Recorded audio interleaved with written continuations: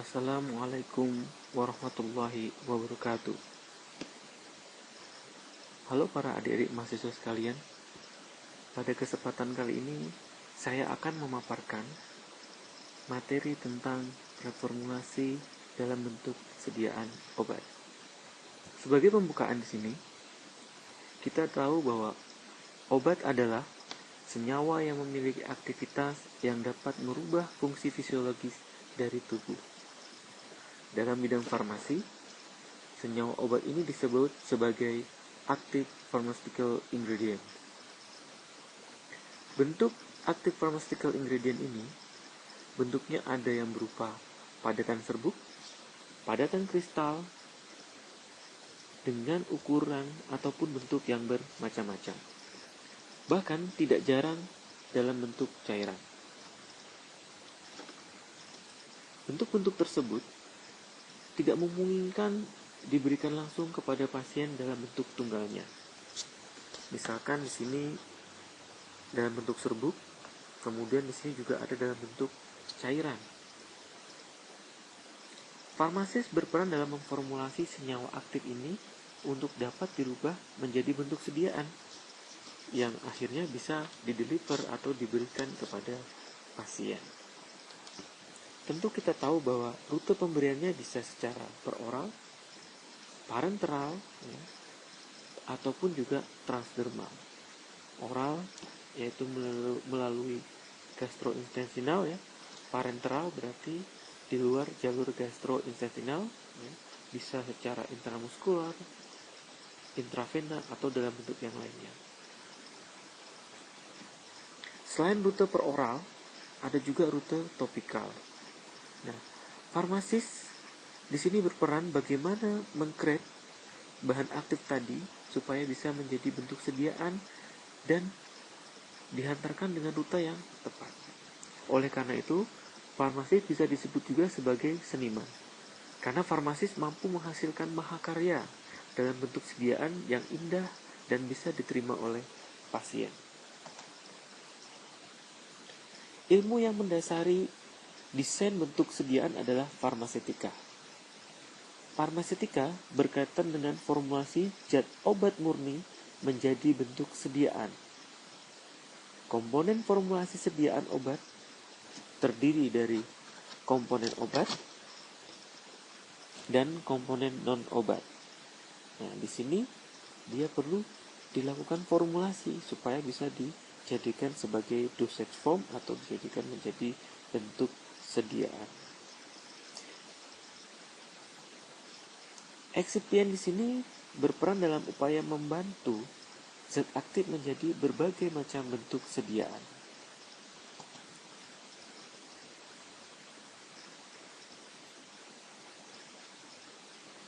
Dalam proses pembuatannya atau manufacturing sediaan farmasi, proses pembuatan obat mengalami transformasi yang luar biasa. Dari yang sebelumnya hanya dibuat dan diracik dalam apotek, tentu dengan cara yang tradisional. Maka pada era modern, aspek rekayasa teknologi berperan dalam upaya menghasilkan bentuk sediaan yang lebih baik, lebih banyak, dan lebih cepat karena menggunakan teknologi di sana. Tentu, lebih baik, lebih banyak, dan lebih cepat ini menuntut kualitas yang lebih lagi, kualitas yang sesuai dengan ketentuan dari regulator. Kalau di Indonesia tentu kita tahu bahwa regulatornya adalah Badan POM.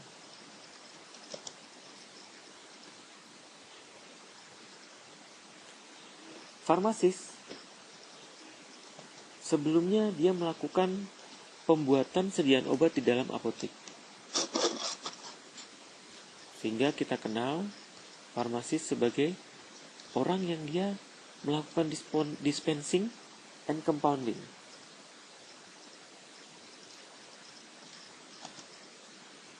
Proses ini diambil alih oleh industri farmasi. Dibuat dalam skala yang lebih besar dan lebih cepat. Hal ini terjadi karena kebutuhan akan obat meningkat, baik secara kualitas maupun secara kuantitas. aspek kualitas menjadi aspek penting dalam proses pembuatan obat. Nah, aspek dari kualitas ini terdiri dari aspek safety atau keamanan dan efikasi. Obat yang dibuat harus berefek. Untuk berefek, obat harus dibuat dengan dosis yang sesuai. Kemudian, stabil pada saat proses pembuatan ataupun juga pada saat penyimpanan sehingga dia bisa diberikan secara aman kepada pasien. Obat harus safety, artinya obat ini harus dibuat dengan baik. Tentu, kriteria aman ini berarti obat harus di dalamnya tanpa cemaran ataupun juga kontaminasi yang bisa mempengaruhi keamanan dari obat. Salah satu contohnya adalah obat harus bebas dari partikel logam, debu, ataupun mikrobia yang bisa membahayakan pasien ketika mengkonsumsi obat tersebut. Selain itu, obat juga harus dievaluasi berapa lama obat tersebut dapat disimpan. Tidak jarang, obat yang kadaluarsa akan menjadi tidak aman dan tidak memiliki efek ketika diberikan kepada pasien. Mengapa tidak aman? Karena adanya produk degradasi dari obat tersebut yang berbahaya atau toksik pada dosis tertentu. Obat menjadi tidak berefek karena obat mengalami penurunan kadar ketika dia mengalami degradasi. Untuk menjaga quality ini, kita bisa gunakan dalam sistem manufacturing farmasi, kita menerapkan quality management system dan juga aspek dari regulator yaitu GMP atau kita kenal cara pembuatan obat yang baik.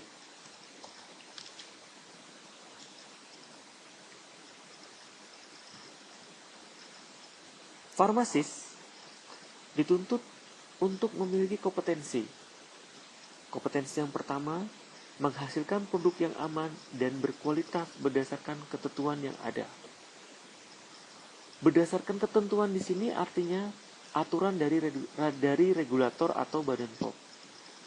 Regulator mengatur izin edar dan registrasi produk.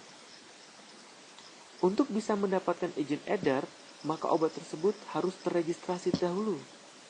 Untuk mendapatkan nomor registrasi, produsen obat harus melengkapi data-data yang dibutuhkan untuk mendukung data keamanan dari produk yang akan dibuat.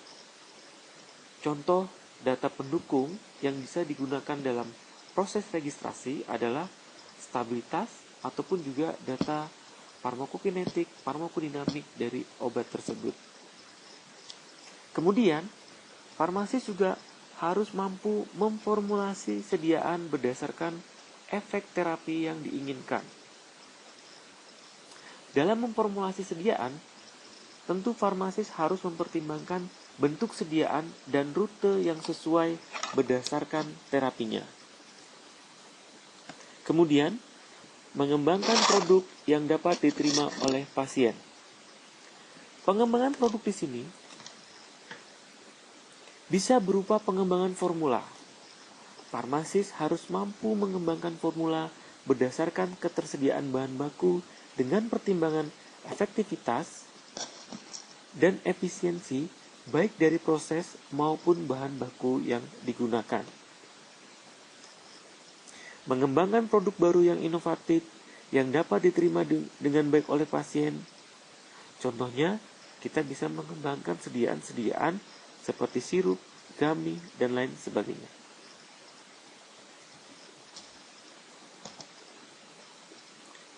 Kompetensi farmasis yang pertama adalah mampu mendesain bentuk sediaan.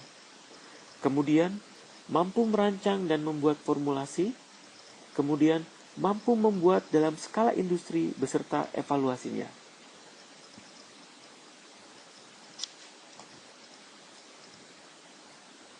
Dalam mendesain drug delivery, kita perlu mempertimbangkan aspek-aspek formulasi, yaitu karakteristik dari zat aktifnya. Sebagai contoh, misal di dalam industri farmasi, kita akan mengembangkan produk baru dari zat aktif tertentu.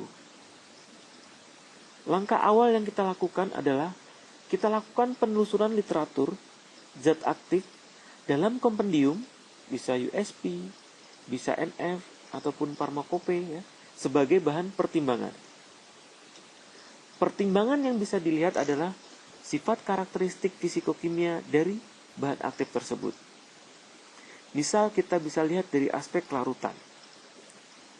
Apabila zat aktif tersebut larut dalam air, maka bisa dibuat dalam bentuk larutan atau solution. Bisa juga kita buat dalam bentuk solid atau padatan. Contohnya adalah tablet atau kapsul.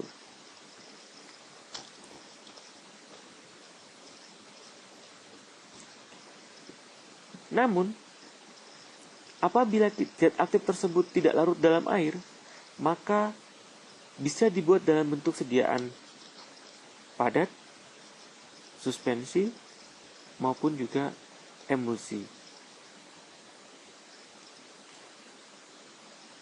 Jika kita melihat aspek kelarutan, hanya kelarutannya saja, ini tidak cukup. Pertimbangan stabilitas dalam bentuk sediaan juga perlu kita lihat di sini. Misalkan ada zat aktif larut namun tidak stabil dalam air, maka tidak direkomendasikan secara formulasi dibuat dalam bentuk solution atau larutan. Contohnya adalah sirup. Begitupun ketika zat tersebut tidak larut, misal kita akan bentuk dalam sediaan suspensi, dalam suspensi medium pendispersi yang digunakan adalah air, maka air ini akan memicu reaksi hidrolisis. Nah, bentuk sediaan ini pun tidak direkomendasikan dalam bentuk suspensi yang ready to use. Artinya apa?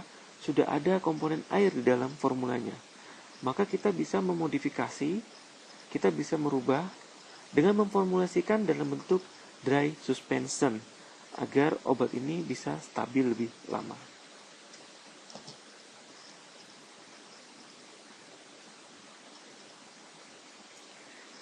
Preformulasi. Dalam membuat sediaan, perlu dilakukan penelusuran literatur. Preformulasi melibatkan penerapan prinsip-prinsip biofarmasi dengan parameter fisikokimia bahan obat, ditandai dengan tujuan merancang sistem pengiriman obat yang optimal, yang dibantu dengan penelusuran secara literatur.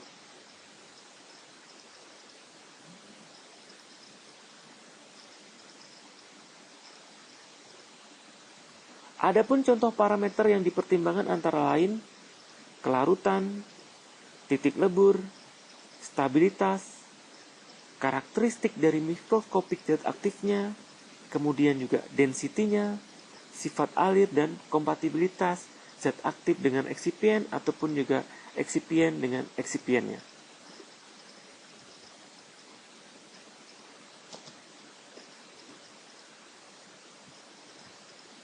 Beberapa ide yang jadi pertimbangan dalam pengembangan sediaan berdasarkan zat aktif antara lain memperbaiki dan meningkatkan kemampuan dari obat tersebut, misalkan kelarutan, karena kelarutan bisa berpengaruh terhadap ketersediaan hayatinya. Kemudian mengembangkan alternatif formula yang sudah ada, kemudian meningkatkan stabilitas dari obat tersebut, mengembangkan bentuk sediaan dengan penghantaran alternatif terbaru, meningkatkan penerimaan pasien terhadap zat aktif dengan memformulasi bentuk-bentuk yang lain, seperti sirup, gummy, ataupun juga effervescent. Dalam mempertimbangkan formulasi bentuk sediaan, sebaiknya perlu dilihat stabilitas zat aktif terlebih dahulu. Pada tabel, terlihat prosedur pengujian obat berdasarkan ICH. Pada dasarnya, zat aktif maupun yang telah menjadi produk sediaan mengalami reaksi degradasi. Bisa dengan hidrolisis, oksidasi, fotodegradasi, suhu, maupun juga kelembapan. Prosedur pada tabel ini merupakan prosedur ICH untuk melihat stabilitas dari aktif pharmaceutical ingredient atau bahan aktif obat, maupun juga produk obat dalam bentuk sediaannya. Apabila bahan aktif ataupun produknya tahan atau tidak dalam kondisi-kondisi yang diberlakukan atau kondisi stres yang diberikan, ini kita bisa melihat. Misalkan ada beberapa perlakuan didapatkan produk mengalami degradasi karena suhu. Maka produk ataupun zat aktif harus dihindarkan dari paparan suhu, baik dalam proses pembuatan maupun juga pada saat penyimpanannya. Apabila suatu produk mengalami fotodegradasi, maka zat aktif maupun produknya dihindarkan dari pengaruh paparan sinar matahari dan dimasukkan ke dalam wadah yang gelap supaya stabilitas dari produk ataupun zat aktifnya ini menjadi lebih baik. Kita bisa lihat contoh jurnal Stress Degradation dengan acuan ICH. Di jurnal ini kita bisa klik linknya di sini, maka kita akan mendapatkan rincian detail berkaitan dengan studi degradasi berdasarkan ICH. Pada jurnal tersebut terdapat kromatogram yang menunjukkan adanya produk hidrolisis dari ramipril. Contoh stres hidrolisis pada kromatogram ini adalah dengan penambahan basa kuat. Kromatogram menghasilkan puncak yang hasil degradasi dari ramipril terhidrolisis menjadi ramiprilat. Kromatogram menunjukkan bahwa ramipril terdegradasi secara hidrolisis.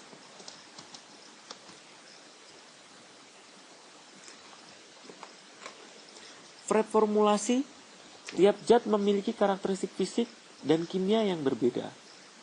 Nah, ini harus menjadi pertimbangan untuk mengembangkan suatu formula obat. Kekuatan preformulasi adalah penelusuran dari literatur. Di sini ada contoh latihan dari preformulasi, silahkan dicoba ya, dibuat untuk membuat formulasi natrium diklofenak dengan salah satu basis karbopol, HPMC ataupun juga NaCMC. Buat berdasarkan panduan yang sudah diberikan, yaitu monografi bahan dari zat aktif ataupun juga eksipiennya, dicari dari literatur yang ada pada atau literatur yang biasa digunakan dalam memformulasi suatu bentuk sediaan obat. Contoh kajian monografi. Di sini ada beberapa literatur yang bisa kita gunakan sebagai pedoman untuk melihat bagaimana monografi dari zat aktif dan bagaimana monografi dari eksipiennya. Ada Martindale, Handbook Pharmaceutical Excipient, ada USP, ada Clark, dan lain sebagainya. Kita bisa gunakan buku-buku literatur standar ini dalam bentuk e-booknya ataupun juga dalam bentuk hard file-nya. Kita tahu ya bahwa literatur dari blog itu tidak cukup. Literatur monografi zat aktif kita bisa lihat di USP Compendia. Ini contohnya adalah USP. Kemudian kita bisa lihat dari Clark. Ya. Di sini kita bisa lihat kelarutannya, kita bisa lihat disosiasinya, kita bisa lihat koefisien partisi dari obat yang akan kita formulasikan. Di sini juga tersedia referensi yang bisa kita gunakan untuk melihat bagaimana penetapan kadar dari suatu zat aktif dari beberapa jurnal. Database yang kita gunakan bisa dari FDA dan ada juga dari DailyMed. FDA berisi obat-obat yang sudah di-approve oleh FDA. DailyMed adalah obat-obat yang biasa digunakan dalam kebutuhan sehari-hari kita. tampilan dari web FDA seperti ini. Di sini kita bisa pilih monografi obat yang dimulai dari huruf A sampai dengan Z, bahkan yang diawali dengan nomor. Bisa dalam bentuk generiknya atau bisa juga dalam bentuk nama dagangnya.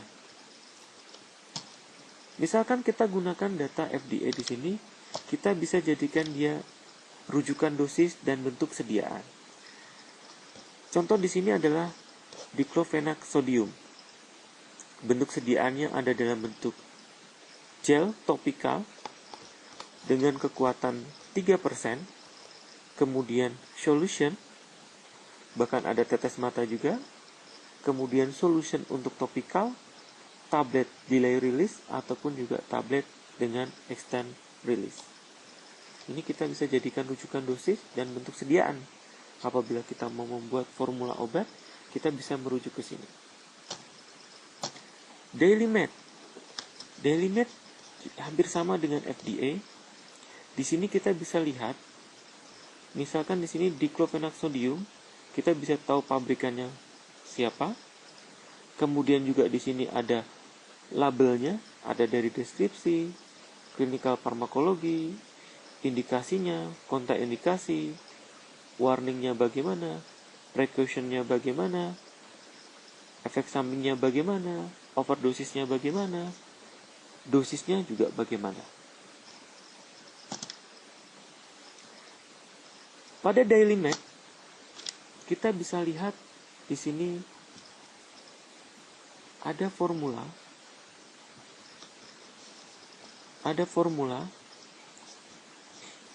dan juga zat aktifnya. Jadi di DailyMed ini ada komponen formula produk. Zat aktifnya apa? Inaktif ingredientnya apa? Di sini zat aktifnya adalah diclofenac sodium. Kemudian excipientnya terdiri dari benzyl alkohol, hidroksietil selulose dengan viskositas 140 centrifuge dengan konsentrasi 5%, kemudian hydrogenated castor oil, air, dan PEG 7 methyl ether. Kalau zat aktif, dia ada kekuatannya. Misalkan di sini 30 mg dalam 1 gram. Namun, untuk excipient yang berupa inactive ingredient tidak ditampilkan. Data ini, terutama data excipient ini, bisa dijadikan acuan dalam pengembangan formula. Karena di dalam DailyMed tidak disebutkan konsentrasi zat tambahan yang digunakan. Kita bisa memodifikasi kira-kira konsentrasi yang bisa kita gunakan excipient ini berapa. Kita bisa buka Handbook Pharmaceutical Excipient, kita bisa buka Martindale, kita modifikasi di sana. Ini active ingredient dan ini adalah inactive ingredientnya. Kemudian ada monografi Martindale. Martindale ini lebih lengkap karena isinya ada zat aktif dan juga excipient. Contoh dari zat aktif, kemudian ini adalah contoh dari excipient. Ini contoh dari excipient lagi. Banyak jenisnya. Dari carmelos aja bentuknya ada yang carmelos kalsium, ada yang carmelos sodium. Dalam satu nama ada banyak nama di sini. Kemudian di sini juga ada penggunaannya berapa persentasenya. Ini juga ada data-data pada Martindale ini. Kemudian di sini juga ada data incompatibility-nya. Walaupun dia sama-sama suspending agent, misalkan di sini sodium alginat, ternyata sodium alginat ini tidak boleh diberikan dengan digabungkan suatu polimer tertentu. Misalkan di sini carmelos. Karena apa? Karena dia mengalami inkompatibilitas. Inkompatibilitas dari zat aktif dan excipient kita memang perlu lihat. Tapi inkompatibilitas antara excipient dengan excipient juga perlu kita pertimbangkan. Karena berpengaruh terhadap produk yang akan kita hasilkan. Ini adalah contoh literatur dari Handbook Pharmaceutical Excipient. Contohnya adalah Carbomer di sini. Di sini kita bisa lihat konsentrasi yang digunakan sebagai emulsifying, sebagai gelling, sebagai suspending, ada konsentrasi tertentu yang perlu kita perhatikan di sini. Karena untuk emulsifying agent dengan gelling agent itu juga berbeda. Tipifikasi dari Carbomer tipenya banyak, ada 934, 934, P, 940. Tentu ini menentukan hasil produk yang akan kita buat nantinya. Dalam Handbook Pharmaceutical Excipient juga terdapat inkompatibilitasnya. Di sini kita harus lihat bagaimana Carbomer dia tidak tercampur ataupun inkompatibel dengan excipient yang lain ataupun juga dengan senyawa-senyawa yang lain. Contoh di sini, Carbomer dia bisa mengalami perubahan warna dengan adanya resorcinol misalkan. Kemudian, sebelum kita melakukan praformulasi, kita juga harus bisa membaca formula. Contoh di sini adalah formula gel ibuprofen. Maka zat aktifnya adalah ibuprofen, excipientnya adalah di luar ibuprofen. Tentu komponen utamanya adalah gelling agent di sini adalah lutrol. Ini adalah komponen utama yang membentuk sistem ini menjadi gel. Apabila kita hendak melakukan modifikasi, sebaiknya dari gelling agent yang kita gunakan, kita bisa gunakan gelling agent yang lain. Karena di Handbook Pharmaceutical Excipient, gelling agent itu bermacam-macam. Kita bisa lakukan modifikasi dengan melihat apa? Gelling agent ini income nggak dengan zat aktifnya? Income nggak dengan excipient yang lain yang ada pada formula ini? Ini manufacturing direction-nya.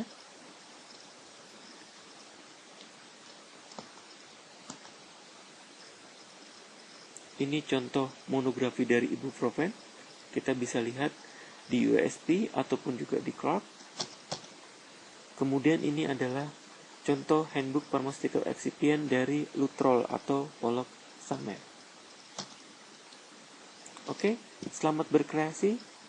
Tiada inovasi tanpa dibarengi dengan pengetahuan. Pengetahuan adalah sumber inspirasi yang sejati. Terima kasih atas perhatiannya. Wassalamualaikum warahmatullahi wabarakatuh.